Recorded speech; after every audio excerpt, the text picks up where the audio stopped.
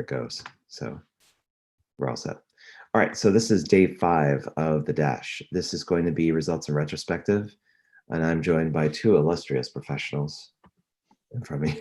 The 2 that made it all throughout the week. They were the survivors of the week. Everyone else kind of was the victim of like a schedule or something else came up, but they're the so-called winners, so to speak, if there was one. That would be JF. Is it Yunsen? Unison? Unsen. Unsun. Yeah. Unsun. JF Yunsen. Out on the West Coast, and then there's the venture designer Graham Small, who is also very much about process, who has been contributing for quite a long time on this entire thing. So I'm glad that both of them are here, and Quentin's here, kind of observing what we're doing. And Finn is actually asking to be moved over to the other side. Do you think we should bring Finn over? You think he's worth it? Nah.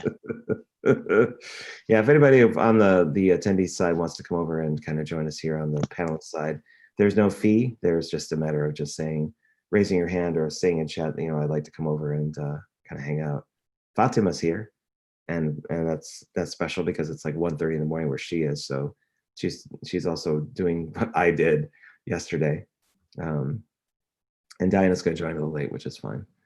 And Fatima just wants to hang out and listen, so we're all good to go. Finn, how are you? Doing fine. I have a university deadline tonight, so. So your eyes are a little wider than you. Right. Let's see here. Okay. So like I mentioned before, this is going to be I might fall asleep in the middle of it. Yeah, it's up to you, Fatima. I mean, you can always chime in wherever you want if you get some coffee in you or what have you. So it's up to you. Yeah, totally understand about being quiet, tired, so you can stay there. And it's a miracle. Now we can start. Now that the miracle's here, we weren't able to do anything. Now we totally can start now. Okay. So like I mentioned, we're going to go over, I'm going to share the templates, the modified templates based on the feedback what we got back this week. As I mentioned before, I don't have everything finished, but I have something pretty close. It's just a matter of showing what was going to happen or what the idea is of where things could go. But I will tell you that day 4 is untouched based on our conversations that we had yesterday. But day 1, day 2, and day 3 is about halfway there. But I will go through kind of like the intent of what I'm planning on doing and kind of reviewing anything that people may have missed. The one thing I will say, and I said it to Graham and to JF, is that my intention is that I'm going to be giving the template to all the people that took the time out this week to contribute their time, so that the end result of the templates are going to be forwarded to you in an email through a link, and then you can use those as you see fit. I'll be moving them forward to kind of be one of those things that's an offering in GVDS 5 in terms of a process. So, the intent is that you can benefit from your contributions, but you can also come back around like Graham has at times and say, I found that this works, this doesn't, or here's an alternative way of kind of looking at the data and kind of going down that road. Okay. So let me go ahead and share my screen on my side and we can get started with this. And for everyone that's attending on the panelist side, the intent is that you can still remark and give some comments, give some perspective, and then that will be something that's part of the conversation that's recorded for this. So let me get into, hang on, it's 1 a.m. here in Australia. I feel your pain. I know exactly what that's like. Not in Australia, but staying up. So you stay basically relaxed on the watching side, and then just critique how I'm babbling and tell me to be quiet at times. Okay. Right. So let's see. I'm going to go ahead and share what I got, and we'll get into this. So what you're viewing on here in the screen that comes up is, excuse me, the first day. And this was an overhaul of what we had before. So I'll point out first that the template itself will have not only the influences that go into this, but also the contributors have now expanded. So all of these are going to be linkable to your LinkedIn profiles. So that involves anyone that came onto the panelist side and gave their 2 cents about what they were looking at. And I think I've included everybody based on the Zoom recording kind of ledgers in terms of who's there. But this is a way of saying, this wasn't just me being a mad scientist. This was a number of people giving their 2 cents about what they thought about things. So that's going to be at the top of every kind of like phase template of this. And I'll walk through from left to right kind of how we frame the opportunity after a little bit of discussion. So the first part of this is basically centering on a topic or a project or something, an initiative in a business, and asking some why questions about what's going on with it. It could be positive, it can be negative, it can be just neutral. But the idea is that you're asking just basic questions or positing like exploratory questions and challenging some assumptions around what's going on, with the intent that what comes out of this dialogue is going to be a lot of understanding of each other's points of view, getting up to speed on what's going on, but also questioning certain things and some assumptions that the group might be taking for granted based on the topic that you have. From there, you're going to be exploring different options by asking what if. So you have the why is this is happening, and then we go straight to what if. Originally, we tried to answer the questions, but the problem was that, and I think it was Barad, so other people pointed this out, we were closing the creative loop way too early, and that we weren't giving all of us an opportunity to continue in this questioning mode of kind of thinking of possibilities, but scrutinizing, opportunity or at least the problem space. So the what if is meant to kind of take on the why question in the sense that what if we were to do things different, or what if there was another possibility? And it gives some examples here for people to fill in. And in continuing the question line from what if, it goes straight into the how. Now, I didn't just go to how might we, because for fans of people that do design sprints, that's a fallback, but there are different ways of asking how. So I didn't necessarily want to promote a certain type of way of asking this question. And this is to basically get into how we might be able to make lives easier. How can we leverage something? How do you show a voting record? So it kind of used the examples in the previous session for this. I've also made a change where I wasn't trying to take everything that was done previously and stack it into the space, because it tended to get things heavy on the very top before you start answering questions. So I just asked the what if as like a kind of an anchor here, but letting the question kind of breathe and speak for itself. From there, we just go straight into products and services that could help. What if you have the kind of the list of what we've done so far? What are some existing products and services that could help this situation? And what are some new possibilities? And I've also put in an images section here because it seemed to really help kind of communicate some ideas where people were struggling with the words or wanted to default to imagery, and kind of use this as a way of kind of talking about the opportunity space, and then ranking those products and services that we have by potential feasibility. This time around, instead of just picking one idea or two ideas, the rest of the dash kind of goes on the assumption that there's going to be a top 3 that people find interesting that we could potentially use, and move into day 2. And that's ranked by potential feasibility. So that's what day 1 looks like. And I'd like to bring the panelists in and get their opinion on what they're seeing, or to clarify something in a section that I've done, so that I can figure out if what I've done here is an improvement over what you've seen previously, and how would you further constructively change it so that it would get closer to the intent of what we're trying to do here. So I'll start with JF on this one. After kind of going through the explanation, what do you like about this, and what do you wish would be different about it?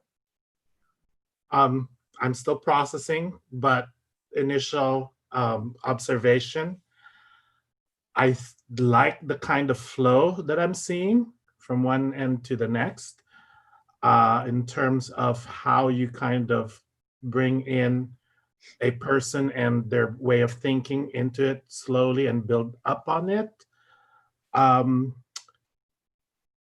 I do like that last matrix you had on the end very much, because I think we did something different also, and I don't know if you're including that in day 2, but that Eisenhower matrix that you had. My question on this one is, does this replace the Eisenhower matrix that you had previously No, about. it's the other one that we did for the where we're mixing both audience and pain. That one Yes, is pretty much taking from your recipe or your suggestion on how to bring those two things together. got it, got it. So this one's more a generic version of that in some Correct. sense. This Okay. is more to speculate on where the opportunity could be based on just a collective intelligence of the group and what seems to make sense. So And you could have it's multiple of these, right? yes, at Okay. different stages of things. Yeah. Okay. Got it. Understood. Okay. Yeah. No, I do like it. I like the flow. It makes sense to me in terms of going from one to the next. Yeah. So those are my first initial impressions of this. Okay. Finn, what are your thoughts on this?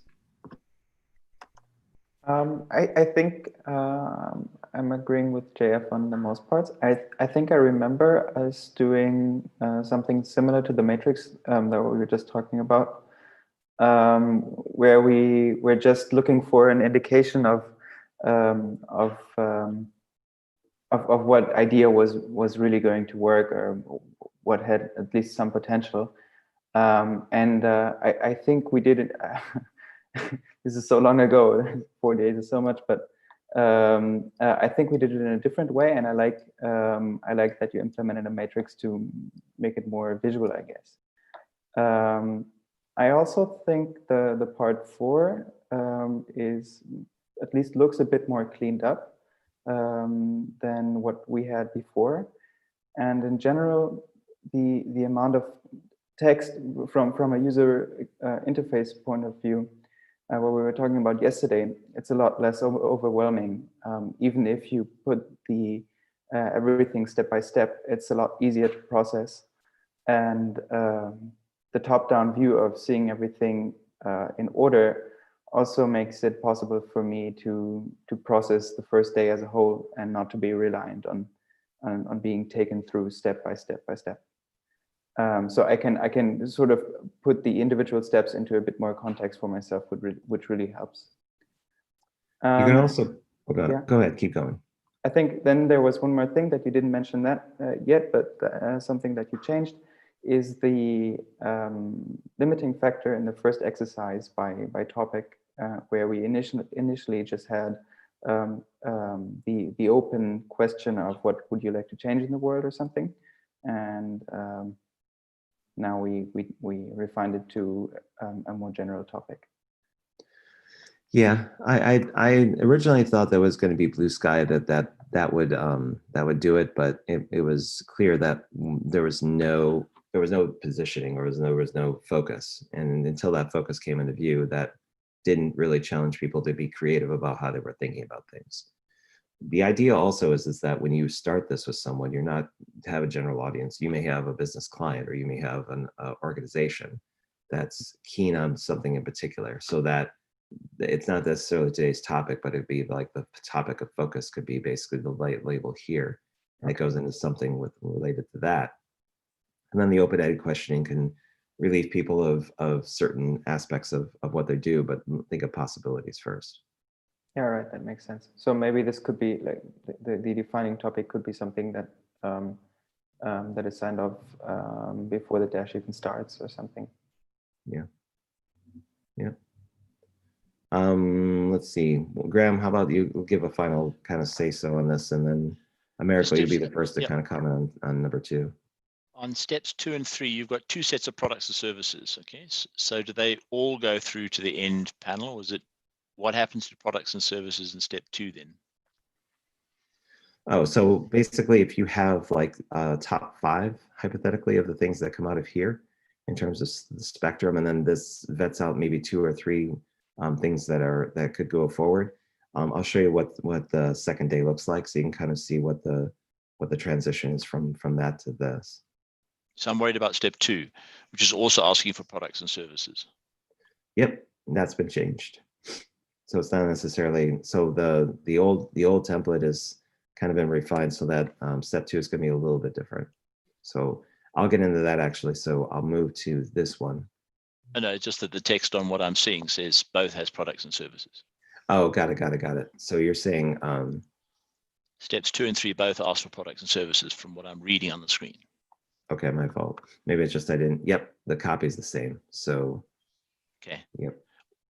Although one does ask about the what if and one does ask about the how. So they, Yeah. okay. So this one is more so like, now that we've explored, oops. Now that we've explored some possibilities, and I'll just basically leave this here so I can change it later. How will we go about it? Okay, And then absolutely. Now that makes sense. yeah, and then this one is probably more about the how. Yep. It's just that this one was a copy over. So glad you caught that. Though I remember saying to myself at the time, it's like I could go back and change that. And then I didn't really go back and change that. I just waited until it was live in front of an audience that will watch this in the future to show how I missed a little bit of detail. No, now it makes a lot more sense. Okay. Thanks for pointing that out. Right. So let's go into day 2. I'll flip over to a different. You're going to ask Americo? Americo's going to have the first dibs on this one.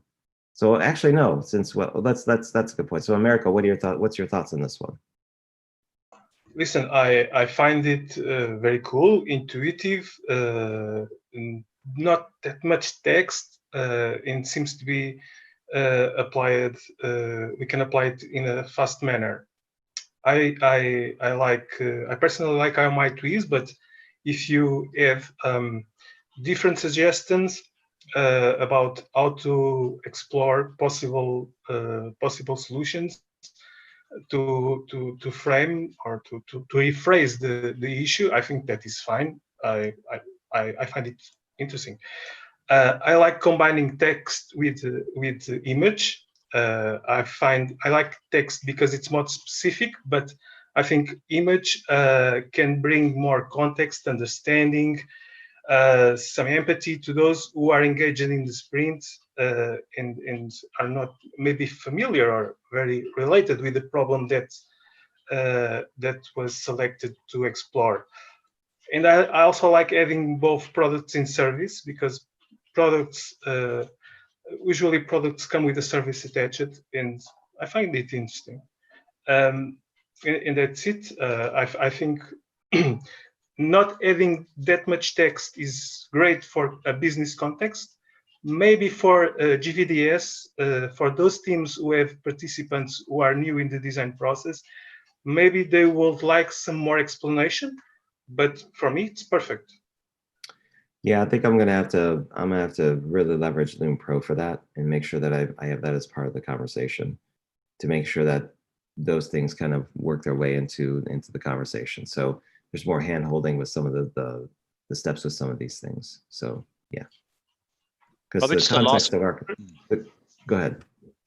Yeah, last night sort of on just triggered by Americo's comment on the visual side of things. I remember one of the challenges we had is that the image needs a description in order, if you wanted, in other words, how do a mixture of text and images get carried across to the right? And if I remember the session we had, is to give an image a title as if it had a text, in other words, so that it can be carried forward.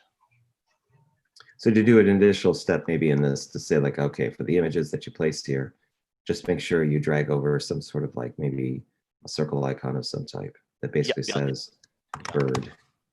Yeah, otherwise, you pick a nice funky picture because it says something to you, but nobody else can give it, can use it or know what to do with it. Yeah. It's just a guidance note more than anything else. The process is great. Okay. Yeah, we can give it. I can show the example like when we're actually going through it. And do bird. A parrot. Not a parrot, it's a bird. Very wonderful plumage. Okay, let's get out of step 1 since we kind of took a look at it, and we'll go into step 2, or part 2, I should say. So part 2 kind of begins with a little bit of anchoring from the previous day. It goes into the products and services that were discussed or at least voted on, and the anchoring around the opportunity. And we start thinking about the audiences for the idea, or the audiences for these products and services. And again, it basically follows the same convention of the images and the text, so that it doesn't just have that one window in part one. In part two, you can actually get into this a bit and put logos, put other things that relate to organizations, but to Graham's point, have a label that corresponds with it. From there, you talk about what kind of pain they may be experiencing. So what are they going through that is currently like either bothering them or causing roadblocks, or something else where if you're specifying on a particular type of audience, what are they going through? So JF, instead of kind of doing the matrix first and then doing the pain, I thought it'd be better if you, since it was contextual to the audience, kind of thinking about what are they struggling with objectively from the outside looking in, so that if you have those two things, the idea is that you could take another matrix that's much larger and start putting in the audience and the pain and bring them over to this space. So that, and it could be both ways. Like you could say the audience is here, then you put them in there from high pain to low pain and low buying power. But then if you talk about pain afterwards, you've kind of already implicitly put that on the chart. And really what you're doing is you're just kind of putting it, seeing what's on the chart, putting the pain and dragging it over. So it could work either way. I was wondering from your perspective, if the intent was from your suggestion to kind of evaluate those two first, or to do this, then the chart, then consider the pain, and then figure out where the pain goes for each of the audience types. What do you think would be more beneficial? It actually works now that you've explained it. I was just questioning the type of matrix that I saw, because there was a little bit of a disconnect, and like, wait a minute, I thought I saw a different matrix the first day, and now I'm seeing another matrix here. What's the connection? That was where I was coming from. It's just the context behind it. But if I didn't have that context, then I think it would still flow in what you just said here. Because I'll give an example. So I kind of flip-flopped on this a bit last night. So I'm going to go ahead and, so I select both of these. Now, this is one version where you're kind of going the idea, or sorry, the audience, the pain, and then grab and kind of put them together. Or this becomes sandwiched so that this, and I'm going to drag this over here, slow moving kind of shift arrow train, and bring this over here. So what you do is you do an immediate transference of the audience into this space, like this. And then once you figure out where they are and that you've attributed a sort of pain to them, this step becomes a clarifying step, so that you kind of figure out where they are on the graph. Then this pain goes, oh, now that you've kind of put doctors in the high buying power, high pain category, or the high buying power, low pain, but you haven't really explicitly said what that pain is. This exercise anchors to that and says, okay, well, why don't you explain it? And you may have something that you see in mind that you put there, and once you actually graph it out, it may be a matter of kind of transferring it over to that space. So it can be an image, it can be a text, but then once you know where the audience is anchored, understanding or defining that pain's a bit easier. So you don't have to contextually like put it, like think of it before you actually map it out. I don't know. This doesn't sit well with me right now. My brain's like, huh? Yeah. When you made the switch, I was like, I don't think that makes sense. Okay. Robert, there's an alternative route where you've got the products and services, and before getting to the people, you say, what pains do these things address? Then you say, who has the pain? And then you go to the matrix. There's just an alternative flow. Okay. So you're saying like the pains that they're experiencing relative to the products. So the product itself is inherent, it's trying to address some pain. And right. So you surface that. So in other words, you have this product idea, but maybe there's some deeper knowledge of it's not come through the initial brainstorming process. And now what it does is concretizes and surfaces the actual pain it's trying to address. Then you say, well, who has those pains? Right. So that you go, so your logic is going, first you go over here. So I'm gonna bend JS mind a little bit more. And I'm gonna go into kind of going into the pain that corresponds to these products. Yes. Then the products and services related to this. So what are the pains that these address? Yep. And then you go into who are the audiences for that typically fall into this idea, as well as that may be experiencing this pain. Yeah. Okay. By the way, if you're looking at this through Zoom or through YouTube, you can go ahead. I work on pains first also, Quentin says. I would also like to know what pains are shared by which audiences. Yeah, that's the tricky thing is that you want to talk about the audiences first or the pain first? Because they're kind of hand in hand in this particular thing. So to Graham's point, you could say like, okay, see if you want to make the direct correlation with the first phase and what the products and services that you had assembled, you're trying to figure out where what do they actually address, irregardless of who you're talking about, because the pain could be experienced by multiple audiences. To JF's point yesterday, but it's something where you have to kind of make that correlation of like, what does this actually solve, or what does this actually address? Yes, the whole structure of what you've created is essentially come from a worldview in a particular frame down to a bunch of products and services, which is the exact opposite of the way design thinking and design sprint works, is where you try and get to the people first, the pains experience, then you design the product. So that's why my thinking was in doing a reverse, that you essentially surface the pains and then say, well, who might this apply to? Mm-hmm. That was just my thinking. It's like I don't think there's any one right answer, and you might have to try it in different routes to see which one surfaces the nicest way of working. So let's kind of play around with this a little bit, just for a little bit, and then we may do a little bit of fun with voting and just basically do it by Zoom. But Americo, you're kind of holding your head in your hands. So what's kind of going through your brain right now? In statistical analysis, we have a statistical procedure that computes brands and attributes at the same time and place them in a plan. And this remind me that exercise. However, in the opportunity stage, we talk about problems. How can we solve them? What can we build to solve them, and then we rank them in terms of potential and feasibility.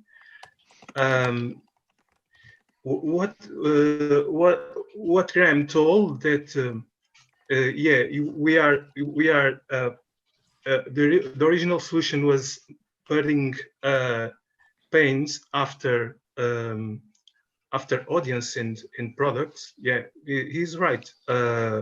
And it's proven that makes sense to go the opposite way. So I why not bring products from the opportunity stage to this area, but exploring pains before. I don't know, what Graham told makes all the sense, because yeah, we are ideating about problems after we define products in service, and that makes all the sense. That critique. The original solution you had for the second day was reasonable for me, but Graham changed my perspective. Yeah, it's kind of putting the solution before the problem, which normally you want to go after the problem and then the solution. But what we're not necessarily, we're taking away the bias of actually thinking of problems first. We're just thinking of opportunities. So then if you have something that sounds really interesting, what exactly does that mean in the marketplace? Like what are you kind of addressing when you think of your open sky or open-ended kind of thought around a potential opportunity? Then you're kind of getting back to like, where does the rubber hit the road in terms of who it applies to? So that's kind of the twist with this, is that it just doesn't go after an obvious problem. It goes after like a hypothetical on what could be, and then kind of goes into like how it actually like translates or hits the market. Okay, also makes sense. I think we will have to test it once with the team, maybe doing an exercise like this. But whatever, the original design you had for this part 2 makes sense for me. I think it will work very okay. I like combining text And image, again, I think image shall not bring more information to what was written in the text box. I think they shall only demonstrate what is in the text box, not replace. Finn, what are your thoughts about, as I'm kind of doing some live editing with this? I have, first off, I think I agree with Graham, especially because if the exposition is the opportunity, is everything is coming from there, it makes sense to explore the products and services more, and then to assign an audience to these products and services that, and then to categorize that, then to do like a slightly lesser version of empathizing with your audience by looking for pains that they have, if that's not even the, if this is not the main focus of the dash, which is like Graham said, not on the focus on people and exploring the audience's pains and everything, but rather from the perspective of what opportunities are there. And I really like that. I think it's only coherent to put the pains and the pains first, and to continue to explore the problems, the products and services proposed in the first step. But I'm trying to wrap my head around what that might mean, because this basically, I mean, this Graham also mentioned that it overthrows, or it goes against what human-centered design and design thinking usually tries to achieve by empathizing, or by centering around the people in focus. But I have no way of telling if this is something that maybe isn't needed as much if you're embedded into like an environment where a lot of parameters are already given. So I don't know if we're talking about Google, because this also always seems to be the example. There's maybe so much of the character of the company predefined and everything that it doesn't matter as much that it's not human-centered, but that it is object-centered or product-centered. So I think it's really interesting. I think you have to try it out, and I'd be very keen to see how this plays out. Go to version 6 on this one, which I should have done before I started editing, but that's okay. At least I can show what's in the mix. So if we got these two, then it's out. So we're looking at something like this. Now I also simplified it a bit so that we weren't kind of trying to do images twice in a row, and save them specifically for like a kind of like a entry point into this. So to recap a bit, we're looking at kind of starting off the conversation around the pains and problems that the products and services kind of align with. Now, here's another question really fast. I included everything in terms of the top-loaded question, what if and how. But if you were to simplify it like we did before, you're really talking about this. So you're not getting the context around the product and service, but you're kind of implying that you've already built up in your head what you need to know, and that you're really concentrating and putting your focus on these top 3 that you had voted on in the previous step. Would you rather have that context, or do you think this is enough focus to kind of just talk about the products and services that you're thinking about doing? I think it's everything is a precursor, is just essentially to get to these 3 things. You don't need to know the whole history. If you just had a brainstorm and come up with those 3 things, the rest of the process should still work. Okay, that's been my instinct with step 1 as well. Yeah. That you don't need to front load everything that's happened.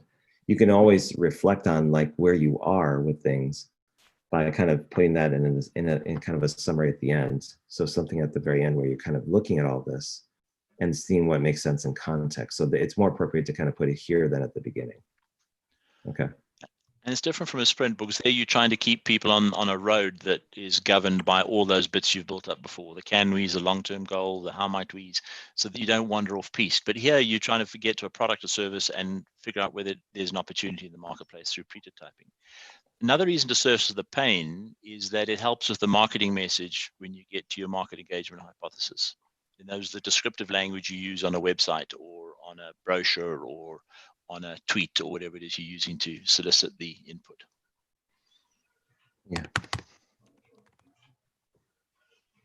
I think this is more of a question rather than explore. I'm just putting in for a reference point.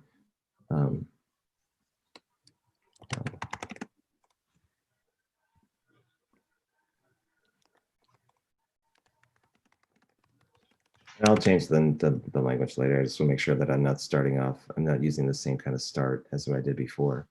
So I just changed the text really fast as like a reminder, because I'll have to do a one pass for this. So to recap, it's the pains, it's the audience that they involve with. There's the matrix where you start putting things together and kind of like seeing how all the audiences kind of mix and match. And then this final part here is to kind of, after either a bit of voting or a bit of cluster diagramming, being able to represent a potential audience for each sector, and then looking at what's been done so far and seeing what seems to make sense. And this is more of a dialogue. It could be a vote, but to center on one particular audience, you want to move it to the next step so that you're not trying to cater to 2 or 3 audiences where you could potentially do 2 or 3 different series of experiments. Isn't to say you can't fall back and kind of address a particular audience, but the idea is that you kind of center your focus on one particular one. What do you think of this step?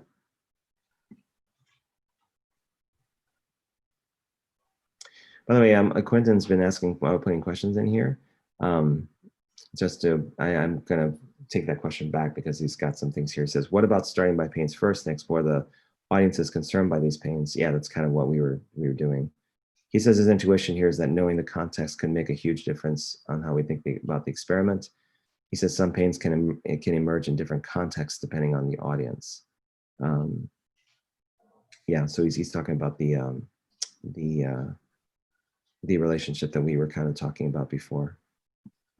Sorry if Quentin, I've been catching up on what's happening in the text, so I'm kind of going back and seeing what's there as well. Looks much currents. Fatima remarked, I think about how activity. I do target first, decide who is our target, and then PowerPoint, and then I go and search for the current solutions. Yeah, so it is a bit of a mix-up. So sorry, I didn't look at chat before, but back to the question at hand, is like, do you think this is an appropriate way of being able to take the work that we did this step and kind of collectively kind of assemble all the information in a way so that if we wanted to decide a particular audience, we could? Is this an appropriate step to take before going into thinking of the experiment that we want to do? Or would you do it a different way?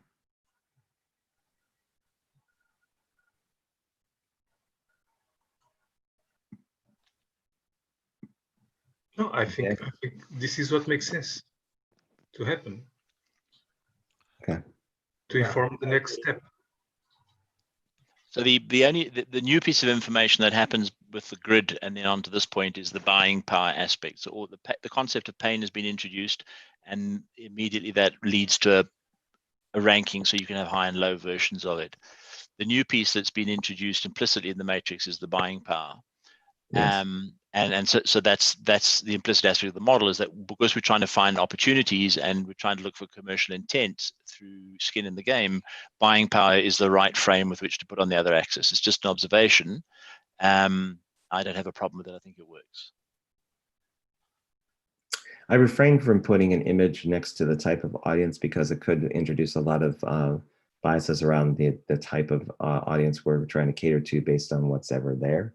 So I'm leaving the name of the audience as like a way of just saying it could be like pilot / airline representative / something else, so that it's not necessarily just one type unless it's very explicit, but the audience could basically be like, it could reflect something in the low pain, high buying power that seems to kind of collectively seem, based on the cluster diagramming we do within the space, representative of like a kind of a macro audience, but still centered on what they're experiencing in terms of pains. So there's not, I don't want to communicate there's a one-to-one relationship between the two, but that this is going to be kind of an assembly of what's represented in those, but making sure that that's reflected in either the voting or the way people kind of assemble how the audience and the pains are coming together. Right? Mm-hmm. So I will venture off a little bit and show you the somewhat, so this is simplified just like part one was. Part two or part three is in progress. So it's going to very much look like a construction site. So it's got the ability to be able to edit or modify in the case we want to. So on the part three side of things, here's something that I was actively editing, in that we're looking at market engagement this time. So now we're switching our focus from pains in the audience to the products and services that correspond to that. Now, I know that there was a reluctance to make things text heavy, but there's one thing that I'm trying to do with this particular text box here, is that I'm trying to emphasize that you shouldn't change the audience. So some of the things I saw in the previous exercises, people were in kind of taking the audience that was here and saying, okay, what relates to this audience, and trying to create a variation of it. Really, there should be a one-to-one relationship between those two. You're really only talking about a specific audience type. If it's like creatives and musicians and artists, then you pick one. And then I've also simplified the model so that at this time, at this place, whether it's at the grocery store, while shopping online, while visiting this website, while doing something else, this particular audience will do this. We'll purchase a Forever chocolate bar in this instance, but something related to the products and services feeds into this. The other thing I point out is that you have to have skin in the game in here. So it has to be either you're getting a personal email address, you're asking for their time, you're asking them to do a purchase. But a lot of times there were things in here like social likes and other things that were passive. And I think I need to be more explicit into how this actually translates. So there can be variations on a theme, but this is a tighter window in terms of what's being asked here based on what's being done. Because if we're actually searching for signal later on, the notion is that we're kind of centering on where we're kind of put our efforts. And we can ask for different skin in the game based on who we're talking about and where they are. But we left out the why that was in the previous one. And we kind of got rid of the narrative around how someone would go, because the how is going to be more explicit in the actual prototype, whereas this is giving an introduction to prototyping, but doing it at a very lightweight model so that you're just doing a signal. And the last step I left off with was kind of doing a little bit of a system. So I'm trying to remember who sent me this. I think it was Americo. I think this is something that you remember from the example you gave, where what we're trying to do is to set up some sort of system so that between a fake door, a provincial prototype, an MVP, and YouTube, they all have an associated setup time cost and the amount of team that you need amount of team members you need to make this happen. When this is my first attempt at kind of being able to communicate what that's like. So I'm going back to a lot of text heavy stuff to explain certain things, but I think this, at least at this point, it's needed, because you can't just say provincial and what it is and this. It literally is when to use this particular prototype for this situation. And all this step is asking is like, which one do you want to start with? That makes sense for the team that you're on, for the budget you have, and the amount of time you think you have to set everything up. So that's at least the idea with this. So thoughts, questions, impressions, tell me what you're thinking. I really like this. Yeah, I can definitely, sorry, go ahead. No, Finn, go for it. All right, so I think I definitely like the more thorough explanation. One more thing that I think Graham mentioned also yesterday was that maybe this is also better not on the mural, but on some sort of handout that you can give to participants outside of the mural. Because while I do think that the information is necessary and much needed, maybe it would just look, yeah, maybe it's just better not on email.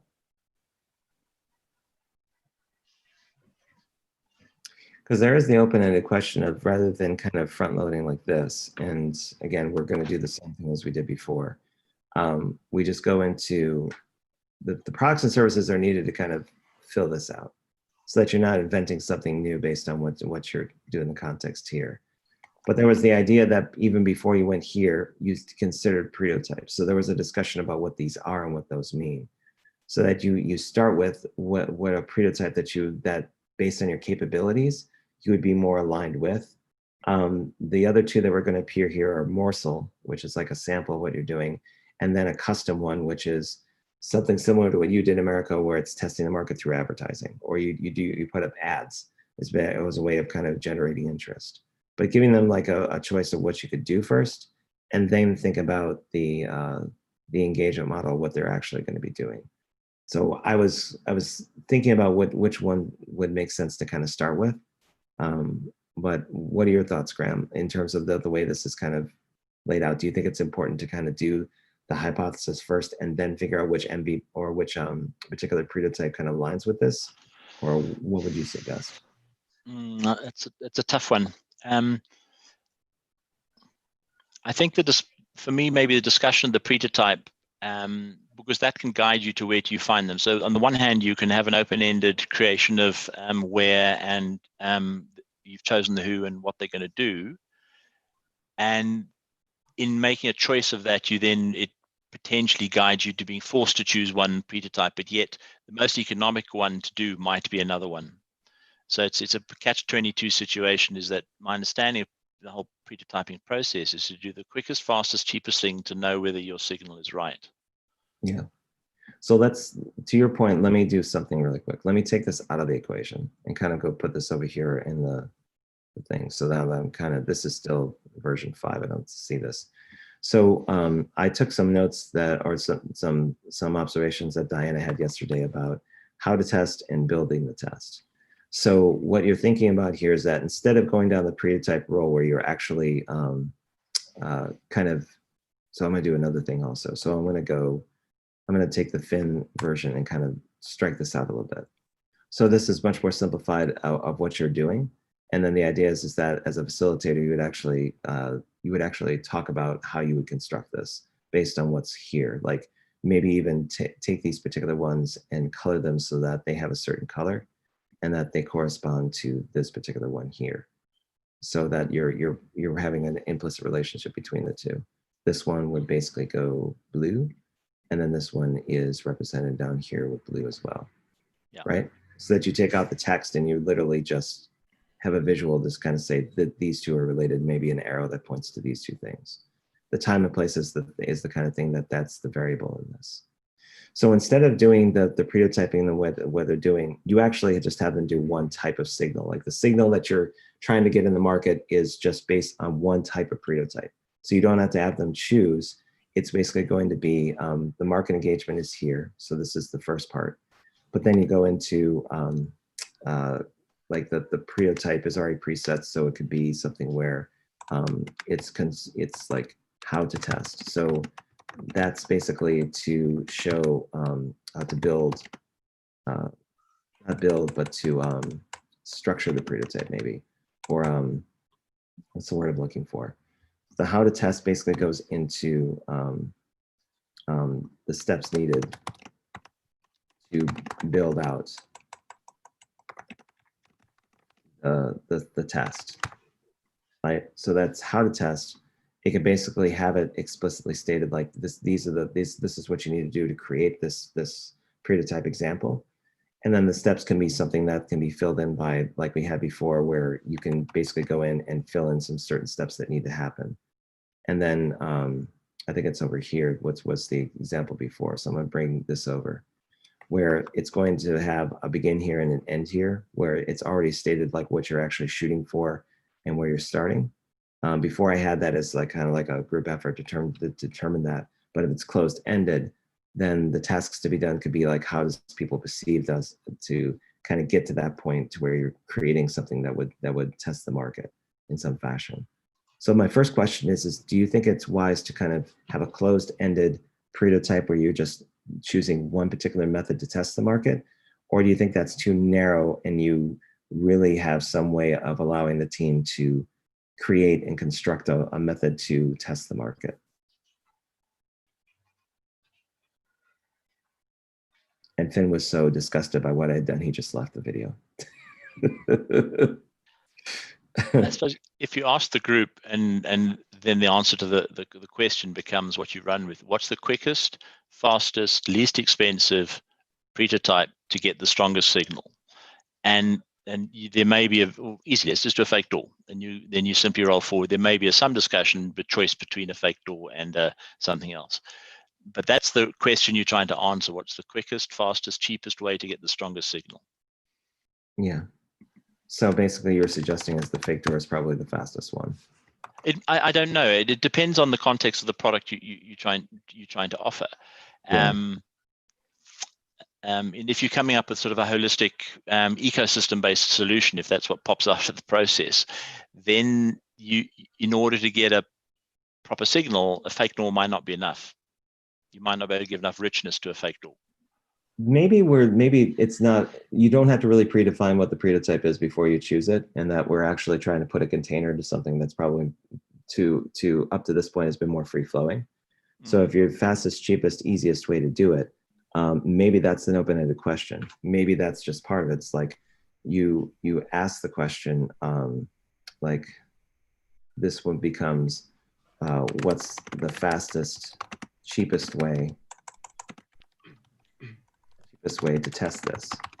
So you ask the audience. You basically ask them like, okay, what's the, let's like posit or think of a market engagement statement, for lack of a better term. It's hypothesis or what have you. We go hypothesis, market statement. So what you ask, what's the cheapest, fastest way to test this? And then you can allow the team to basically pick and choose what they feel would be a possibility. And then the how to test, to Diana's point, would come into play. It's like, well, how do we actually go about doing this? And this goes into the tasks that are involved with it. And then we go into the idea that people are going to self declare or self volunteer themselves to do certain things within a certain time frame.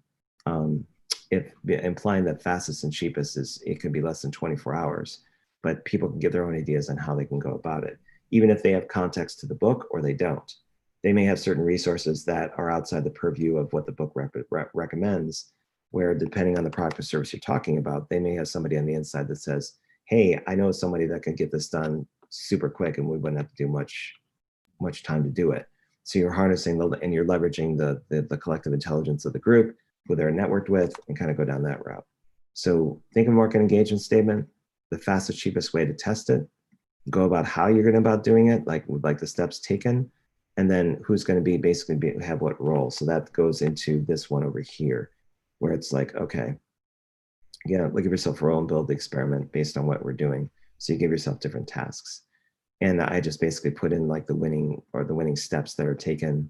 And then everyone's like player 1, player 2, player 3, player 4, and kind of gamify it a little bit so that people can kind of pick and choose what their engagement model is.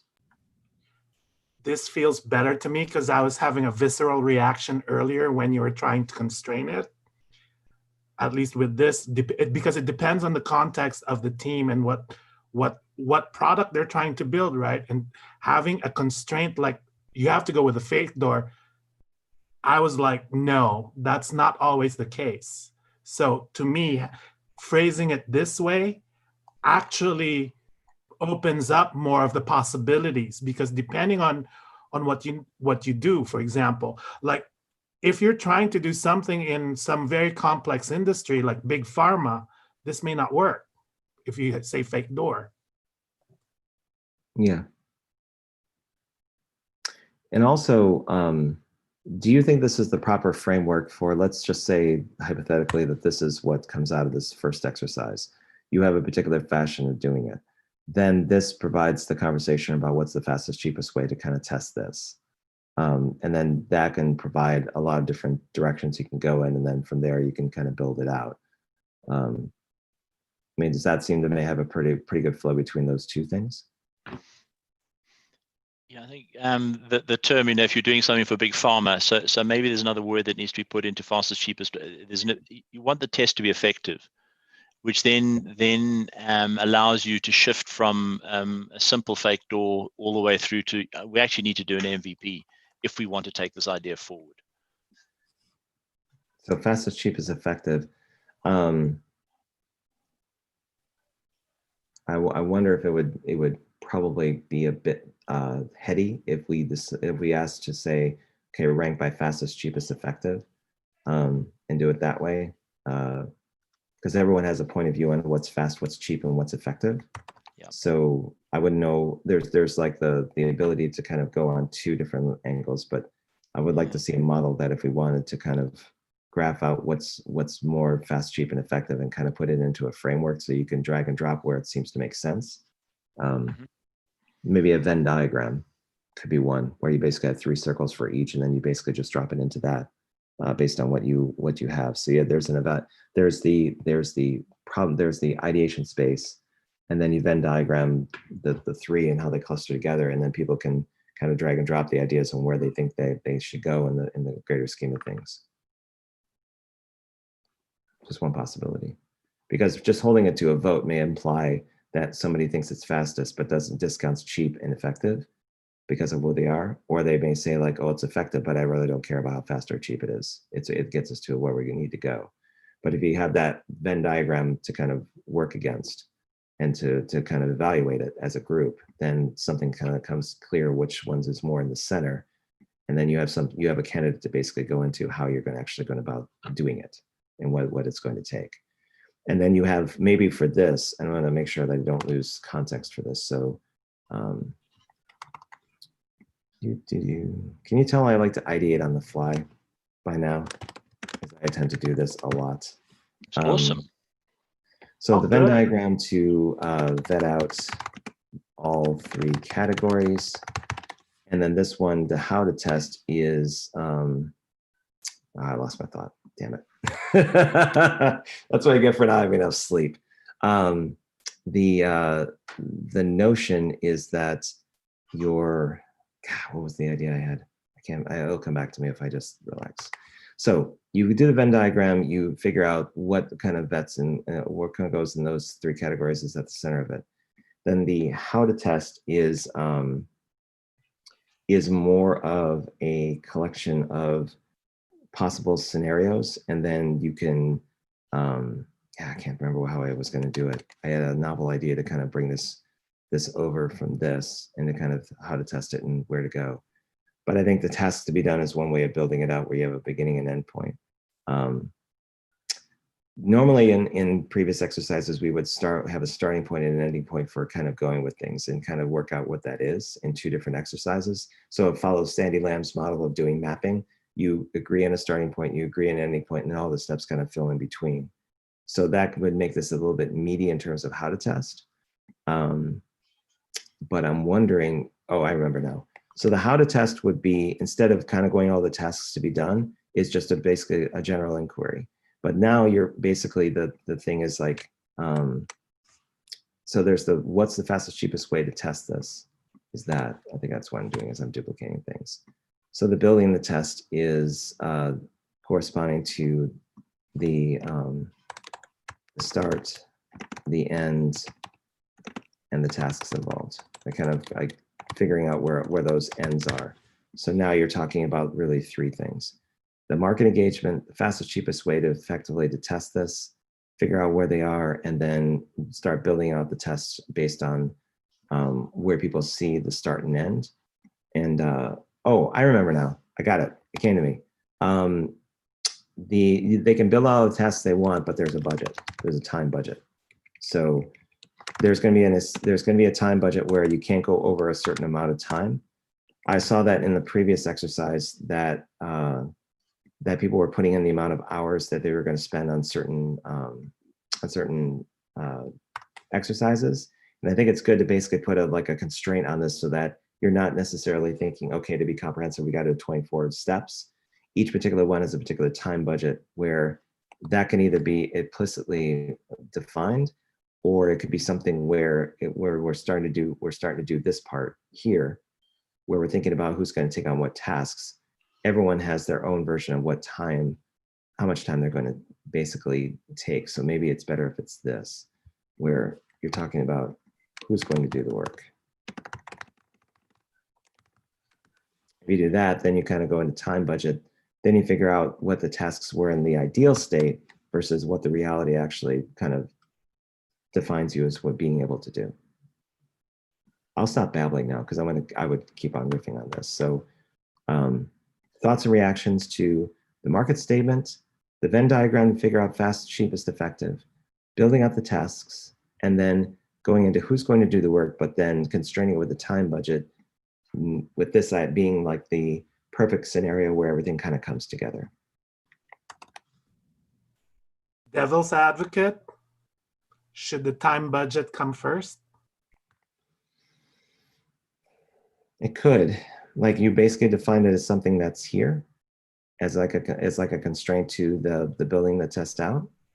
No, as in, before you even ask the question, what's the fastest, cheapest, and most effective way to get this test?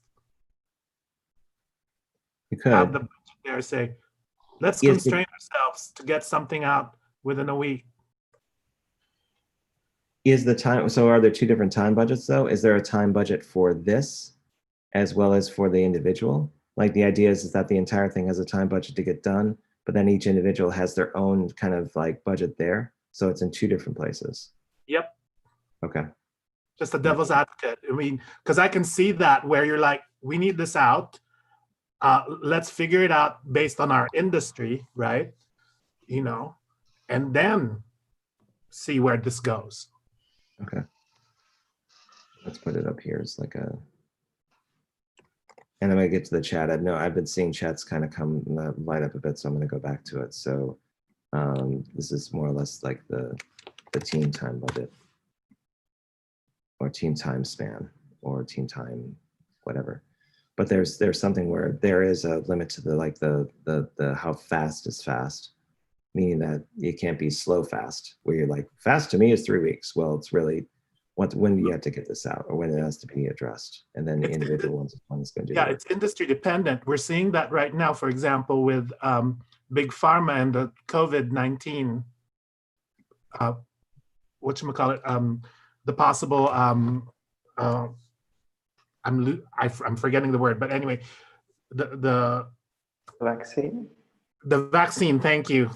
Blah. My brain's dead right now. But yeah, for big pharma, normally if they're trying to get something out the door, it takes them 10 years. So if you're trying to do something for like COVID vaccine, 1 year is a really short time frame. What's the fastest, cheapest, most effective way to test this? That's how you think about it from that industry. Yeah. So it's industry dependent. Not exactly like that, GF. The pharmaceutical industry builds concepts and test concepts. They don't prototype a medicine, for instance. They come with a concept, they test the concept with the market, based on some preliminary data or some expected outcomes. And then they have a prototype, but as you say, only after 5-10 years, yeah. So Quentin had made an observation, is like, do you totally ignore the stated with numbers that Savoya's mantras in the dash? And the answer is no. The idea for this experiment is just to get a signal from the market that what we're thinking about doing makes sense for them. So we don't, and also one of the flaws I think in the X part of the thing is that you're basically, unless you have prior data to work with, you're guessing on the baseline. This is trying to establish a baseline of interest. So this is to get the teams understanding what it takes to build prototypes out and test them, but at the same time, just figure out if there's a market reaction to what's being done. In part 4 is where you kind of get into the more granular aspects. You do percentages, you start bringing the numbers into it. Like you do Bayes' theorem, you could do other things related to kind of scrutinizing the data, because there's more of an emphasis now. You've had an idea, there's been indication from the market, there's a signal there, but you don't know how rich it is or what much opportunity is. Part 4 is where you kind of get into the prototype and you really start building out something that's more focused and centered on that. Part 3 is basically meant to be just, is there any life at the other end of the line? Is there something is it just beyond our own ideas of where things go? Is there life in the market for what we're doing? And once we have teams kind of go through this motion or go through this process, then it sets up, now we know how to do it. We've already gone through it at a very lightweight model. Then we can kind of go into doing scenarios, expanding our experiments out. And so this is more of a teaching moment on part 3, especially if they're not sure how to do it. What I saw in previous examples in the GVDS and kind of doing this is that there was a complete disconnect on how to do this. And people would interpret how they would do it based on their readings to the book, or they would go about things that they knew. And I think it was all fine and well because we still worked out on many different occasions. But for people that are new to it, that have never read the book, this is a way of kind of simplifying it down so that they're understanding how you can set things up just to see if there's a signal. Not success and failure, but just that there's a signal of interest or a market desirability. From there, you put more effort and attention towards something that seems to have some life. Like if after doing your particular way of going about it, no matter what it's defined, and you find that you get 0 signal, well then you got to reevaluate what you've done. If you do variations of the same signal and try different things over a period of time, given your old time budget, you may have particular things that go, oh, this seemed to work in this context, but this one was completely dead in the water. So do you find value in that first example and where you can go with it? It's a group conversation. But if everyone feels comfortable and confident moving forward, then part 4 is now you're going to do a bit more effort and definition, and you have a baseline of interest, and you can basically gauge it from there. So that's the intent of the signal part of this, is to make it very lightweight, very customized, but also just see if the desirability is there in the market for what you're thinking about. If that's a way of, if that answers your question, but you have to tell me in the Q&A if that's something that did answer it or didn't answer it, or if I'm babbling. So let me see here. There was also a couple in the chat. Let me get to that real fast. Is it possible to record a video and share it next to each activity instead of having big blocks of text? So Fatima's gone. She had to watch the recorded video later. It's probably 2 in the morning, so she has to get some sleep. Yeah. So the idea would be is that this is just to basically, Fatima, if you're watching this from later on recording, I'm doing this basically to have a conversation about the step and what seems to make sense from a very high level. And then I'll work out the details in the actual exercises. So is there anything missing from this particular process that you see on the panelist side? Does this seem like a decent way of going about getting a signal? Is there anything you would add to this, or do you think we're good enough to go look at part 4? No, I like what's there. I just think we are complicating. Is that your intuition? Sorry? Is that what your intuition's saying to you? Yeah, I think this is, I mean, prototyping is making things simple and fast, not so many rationals. What's the fastest, cheapest, and most effective way to test? All right, and I think this is the right way to think the process.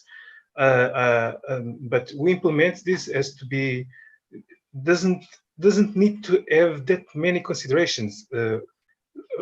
I'm seeing this happening like 3-4 guys in a team just brainstorm a couple solutions in the team, in the team decides based on their best perceptions about how to do it. But for instance, I like to validate a go forward and a no-go decision.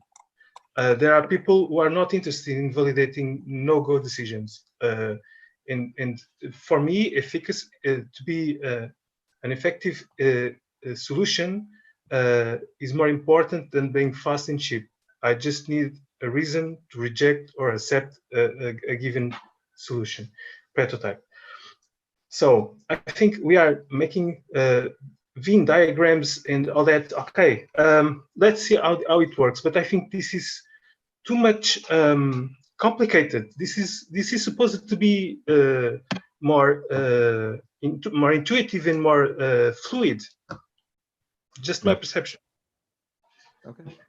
I think we defined the marketing engagement statement.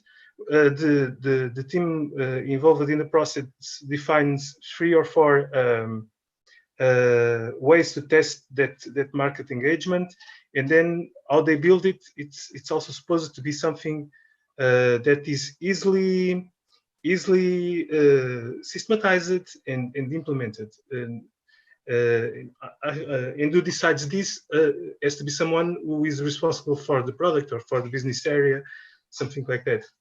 I just see it too much formal, but we need to have some structure. That is clear. Okay. Fair enough, Americo. I'm totally fine with that. I am perfectly comfortable with someone saying, you know what, this doesn't sound right. So I'm glad you spoke up.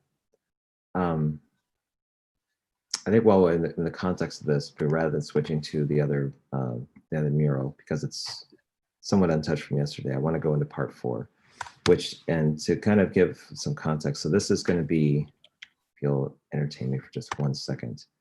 This is the experiment. So this is like the lightweight experiment to kind of figure out if this has value or what we're thinking about doing. And part 4 is the actual, maybe convert it.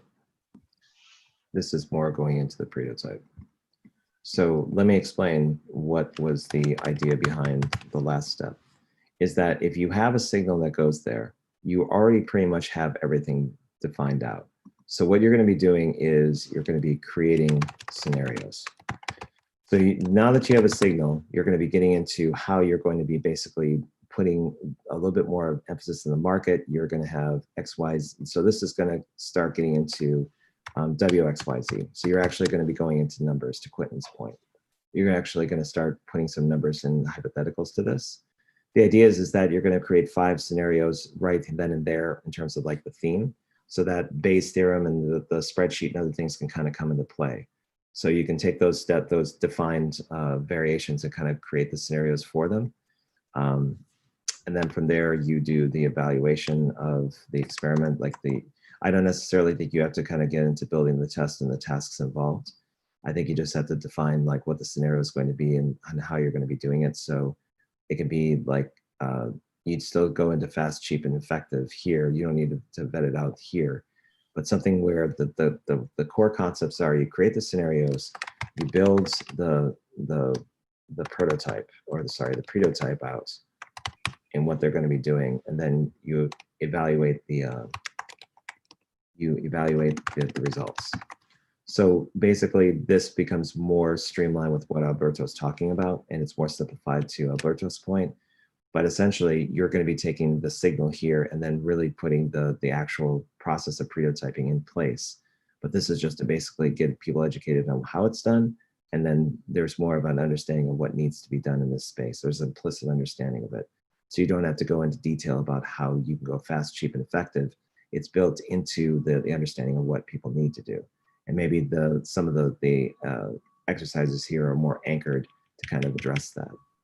So what are your thoughts with this? There were comments yesterday about conflating the two, where you could just basically do the experiment and that's enough, because the prototype was a bit more, it was a bit more granular and a little bit more text heavy. But my intent with this is that this is about signal, this is about data, right? So this is about learning and getting the signal and figuring out where to kind of put your focus and your efforts. The prototype is like, if part 3 passes and you get that proper signal that people feel confident in, you start doing straight the prototype, and then you deal with actual data to figure it out. So Finn, what are your thoughts on this? Seems coherent to me. I mean, it makes perfect sense to, or not perfect sense, but it seems like well spent time forming the signal, because you have, as you mentioned, like this two-sided effect where you first of all get a first amount of feedback on your idea, and secondly, form some sort of understanding about the prototyping process that will be repeated in part 4. JF, what's going through your mind? Are you in silent rage, or are you in still processing? There's different states of JF that I want to know about. So far I know the silent rage. There's the processing part. There's the somewhat implicit validation, and there's the questioning. So this is a processed and validated part. I like this flow right now. So didn't need time to process at this point, but once I saw this layout, I was like, yeah, I agree. This is where this is where I would see things going. And yeah, so I like this. Because then 4 becomes metrics. It becomes like validation of the idea that provides the rationale for other things. And the evaluation and building can be implicit on the team, but there's less instruction on how to do that. Maybe there's examples of how different prototypes can be built from there, but it's just very simple. I would have to kind of explore it a bit, but to keep in the mindset of keeping it simple, less text heavy, be more intuitive about how it could be and simplifying it. Like, don't get Americo angry. It's like, or irritated. So like the Americo irritation level is like AIL is like island in there. So it's like, no. No, forget. I'm not irritated. Listen, I'm very open to everything. I just think that the signal or the experiment is supposed to be something fast, and type something where I will spend more time. And so I will not have so many considerations like time, team budget. I will not have so many considerations. I will just build something and test it. In the prototype, I will, yes, invest a bit more time. In the prototype stage, I will force the team to thinking, okay, we know that this works, so let's prototype it and consider more revenue streams. I will open a bit more, but that's maybe too much for the session. But I truly like this. I love it. I love your idea of building a signal phase before the prototype. I simply love it, and I just think we are spending a bit too much time at that stage. But I love your flow suggestion. So I caught something you were saying there is where the part 4 is now centering on actual business results. Things that correlate with the metrics of why they're doing it in the first place. So is there rationale for kind of going in that direction? It's kind of like the Acorn Theory book that I just started reading yesterday. Just started picking up around seeing what the viable market opportunity is, but start making those scenarios where you have signal. Now let's see what the commercial exploitation of that is, or what the if not for commercial purposes, what is the public benefit or the nonprofit benefit for doing something, and whatever that focus may be.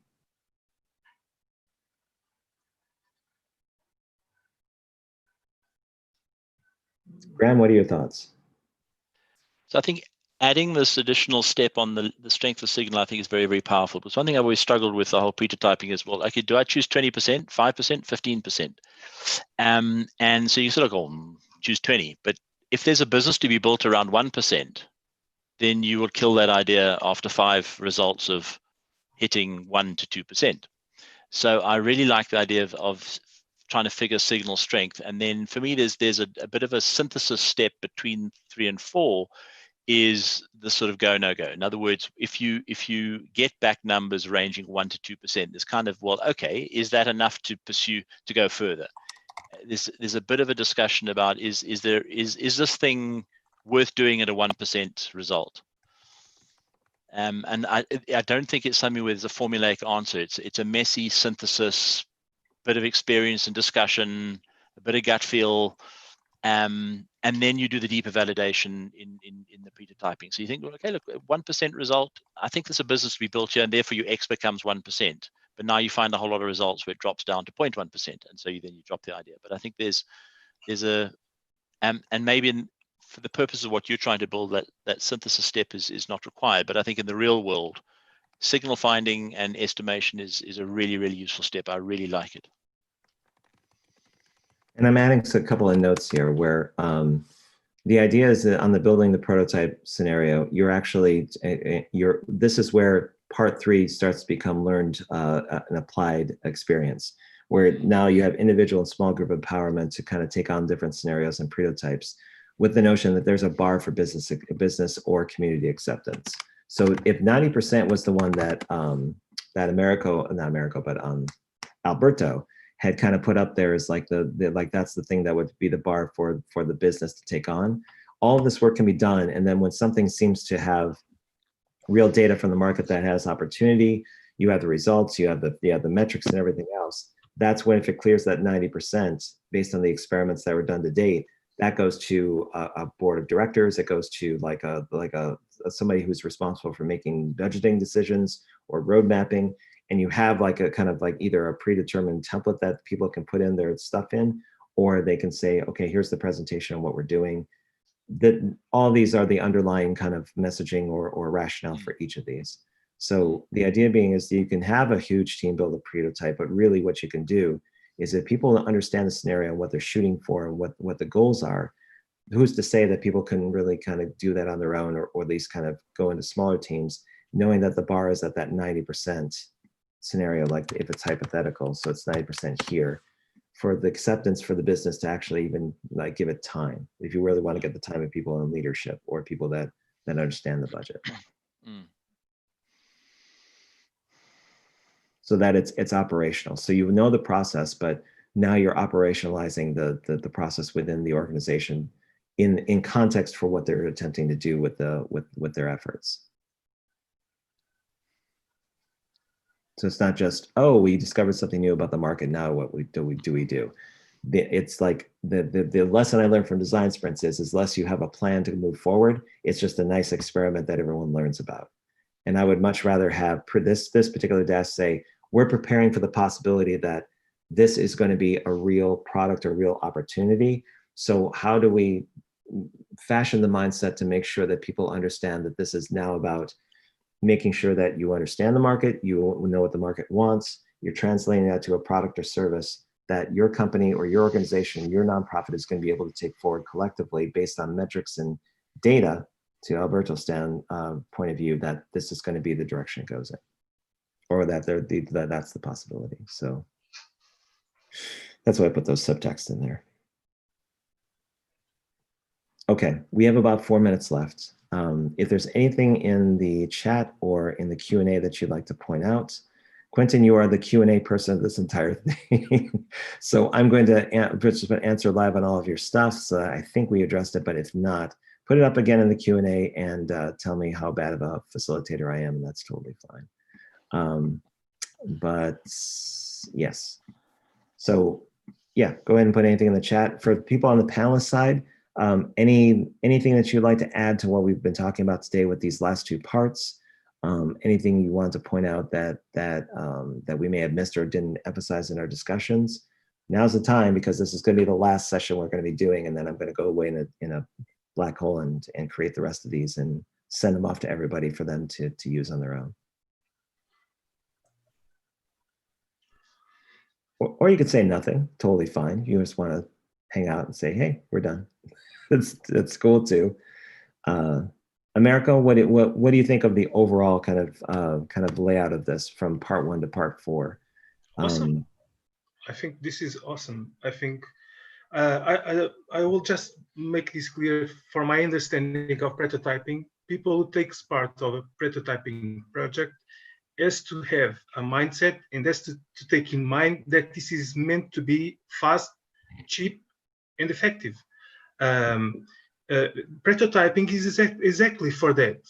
Otherwise, we may choose any other, many other techniques for development. When we are doing a prototyping session or a prototyping project or an endeavor or whatever, this is meant to be fast, cheap, and clear about the intention, about the product or whatever you are testing. I think the process was great. I'm very pleased with the opportunity to take part of this.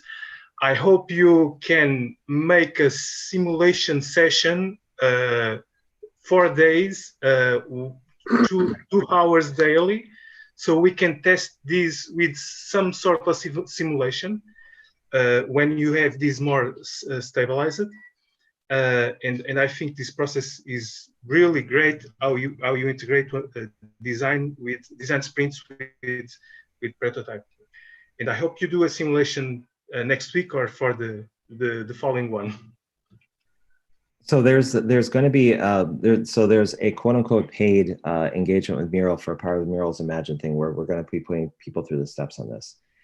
If the attendance is below a certain par, what I may do is reach out individually to people that were part of this week and say, do you have time on this day to kind of walk through this with a crowd, knowing that you wouldn't have, you probably, well, it all depends. There's going to be free tickets that go along with this, as well as like paid engagements. So I may come back to the group to say, so we have a collective intelligence of people in the session. And it's not just like 3 or 4 people. I may try to bump the number to 8 with about 4 free passes and bring people in to say, okay, here's the real deal in 4 hours. Then it's really putting it through the test in that regard. Then in September, leading up to October, there's going to be a couple of Dash sessions where we're going to kind of prime the pump for what could happen in GBDS around the Dash. So it'll be those sessions you're talking about, 2 hours one day, similar to what we've done, but we're going to be executing against a particular idea. And the notion is that people can use this as a way of kind of testing out products and ideas based on themes that are happening at the time, maybe unemployment, maybe the lack of communication, or something that the community seems to want to know and explore more about to help solve or help. So we'll see. But the idea is that August will be one paid engagement. September will probably be a few engagements on the Dash that put it through its steps and its motions. And then in GBDS, there'll be a thread where after kind of getting in, you can choose to do a virtual design sprint, a Dash, or a custom thing that someone else is doing, and kind of go that route. That's at least the high level plan of where things are going. Awesome. Okay. Diane, I know you're out there. Thank you very much for coming in and making comments and perspective. Fatima, if you're seeing this recording, thank you so much for coming by. I hope you got enough rest. For everyone on the panelist side that was here to give their time this week, hey, how are you? I want to thank you so much for all your perspective. Again, once this is kind of done in a beta form, after I kind of do everything and get that graphed out, you'll all get copies of this in Mural so that you can pick and choose what you'd like to do for your own processes, whether, whatever way you're going about it. And then it will continue to be refined and modified based on the actual usage of the exercises in the coming months. But the idea is that as a way of gratitude for everyone that's been taking the time out for this, they'll receive a copy of whatever gets done with this, and then they can use it for their own purposes. So as is tradition, one last time, we got one more kind of group photo to do. I think it's just as well that we basically, instead of trying to do something where we're holding a thing up, we basically just go in front of the camera and we just do a smile, just kind of go, hey, we were here. And that should be good enough. So it doesn't have to be anything else. So your best kind of LinkedIn profile photo, obviously I'm not too thing, but I'll get the lighting right. Maybe I can even do this, act like I'm actually trying to do something. All right, get the stall pose. Are you ready? Like, yes, there you go. We're all thinking 1 and 2 and 3. All right. Thank you very much for your time, everybody. It was a great week, and you'll be hearing from me when I give you the templates, and anything that you want to follow up with, please do. Send me email, LinkedIn, or whatever. Okay? Yes. Thank you very much. Appreciate everyone. Have a great weekend. Thanks, Robert. Thanks, everybody. All right. Thanks a lot. Okay. It was great fun.